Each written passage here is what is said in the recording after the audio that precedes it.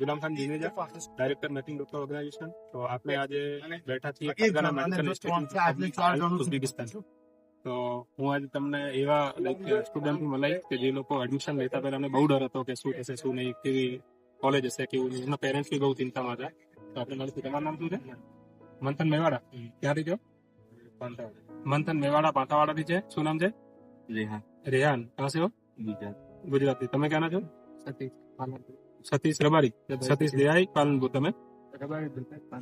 હા, રબારી ધ્રુપેશ પાંતાવાડા. તો આપણે જોડે બેઠા છે, આપણે એમની જોડે ડિસ્કશન કરીએ. મંથન, તારું કેવું શું છે? તું અહીંયા આવ્યો એના પહેલા તારા પ્લાન શું હતા, વિચાર શું હતો? આમ ઘણી બધી ડર હોય ને પેરેન્ટ્સને. હવે તને કેવું લાગે છે?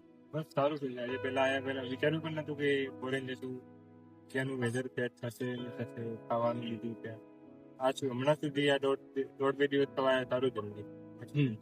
ઓકે, રહેવાનું. ભાઈ તમે ધારો કે 2 દિવસથી અહીંયા છો તો તમારું ફૂડ કેવું હતું? ફૂડ કેવું મળ્યું? પ્યોર તમને ગુજરાતી મળ્યું? પ્યોર વેજ ફૂડ મળ્યું? હા, પ્યોર વેજ. ચામાં સવારે નાસ્તો બાસ્તો મળે છે? હા, નાસ્તો વાસ્તો. તો સવારેથી લઈને હાલ સુધી તમે શું શું કર્યું? યુનિવર્સિટી કેમ્પસ સાથે સિટી બીટી બધું જઈને આવ્યા? કઈ શું સિનિયર ઓકે ઓકે.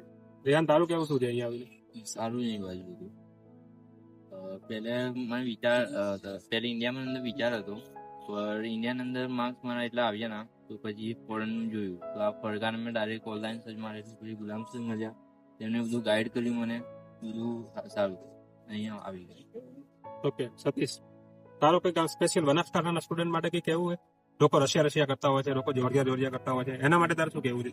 તને અહીંયા આવીને કેવું ફીલ થાય છે? મને તો રશિયા જોર્જિયા કરતા ફરગાના જ સારું લાગે છે. તમે ગાઈડ કર્યું એ પ્રમાણે ફરગાના બેસ્ટ છે. સિનિયર સ્ટુડન્ટ શું કેવું છે ભણવાનું? એ લોકો તમને શું કરી દીધું?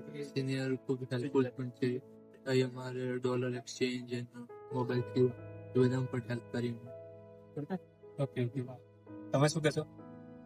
સારું છે, જમવાનું પણ સારું છે અને કોલેજ પણ સારી.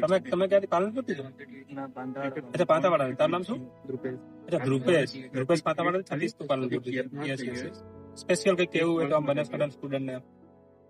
કારણ કે આપણા પેરેન્ટ ને કેવું હોય આમ પેલું હોય ને, એક પેલું ડર લાગતો હોય ક્યારું જાય છે ત્યાં જઈને શું થશે. રિયાલિટી હવે તમે જુઓ ને, હવે ત્યાં ઇન્ડિયામાં યુનિવર્સિટી પોસિબલ જ નથી ગઈ હોય. તો એના વિશે તમારે શું કેવું છે? એટમોસ્ફિયર જુઓ, હાલ આપણે બેઠા છીએ, ક્યાં ઠંડી પડે છે, જેકેટ પહેરવાની જરૂર નહીં. તો શું કેવું છે એના વિશે? એટમોસ્ફિયર પણ સારું છે, વધારે ઠંડી પણ નથી. અને હવે સિનિયર થઈ ગયા તો હવે અમારભાઈ 5 શબ્દો કહેશે અને ખરેખર સ્ટુડન્ટને અહીંયા આવવું જોઈએ અને કેમ આવવું જોઈએ અને ભણવાનું કઈ રીતે ટિપ્સ આપશે. મેં તો લાસ્ટ યર આવ્યો તો સેકન્ડ યર સિનિયર થઈ ગયા લોકોના બધા છોકરાઓના.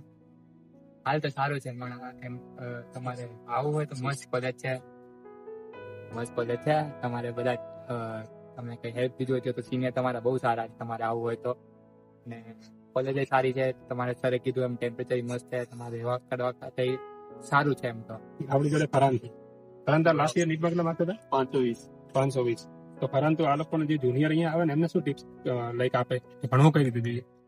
ભણવું એટલે અહીંયા 2 ટાઈપના હોય, એક લેક્ચર ટાઈપ હોય અને એક પ્રેક્ટિકલ હોય. પ્રેક્ટિકલ અંદર તમે જે લેક્ચરમાં ચલાવ્યું હોય ને એ પૂછીએ પ્રેક્ટિકલમાં. એટલે આપણને ટાઈમ ટેબલ પ્રમાણે ખબર હોય કે કાલ એ દિવસે જે દિવસે આપણે ભણેલા હોય લેક્ચર એ દિવસે રિવિઝન કરી લેવાનું અને પ્રેક્ટિકલના આગલા દિવસથી આપણે સ્ટાર્ટિંગથી સારી રીતે તૈયારી કરી લેવાની અને પછી પ્રેક્ટિકલમાં જઈને વાયવા આપવાનું. અહીંયા બીજી વસ્તુ અટેન્ડન્સ સારી હોવી જોઈએ. અટેન્ડન્સ અહીંયા જેટલા સ્ટુડન્ટ આવે છે ને, અટેન્ડન્સ તમારી ફૂલ હોવો જોઈએ. તમે નહીં એબસન્ટ રહેશો ને તો પછી તમને છે ને એ લોકો એક્સપેલ કરી દેશે. એટલે એ લોકો આમાં બહુ સ્ટ્રિક્ટ છે ને, બધાને કમ્પલસરી આવવું પડે. અને માર્ક્સમાં બી ઘટાડો થાય અટેન્ડન્સના. અગર અટેન્ડન્સ ના આવે તો માર્ક્સ બી ઓછા થાય. યસ, અટેન્ડન્સ અગર ના હોય તો તમારા માર્ક્સ બી ઓછા કરે એ લોકો. આમ ચલો સારું.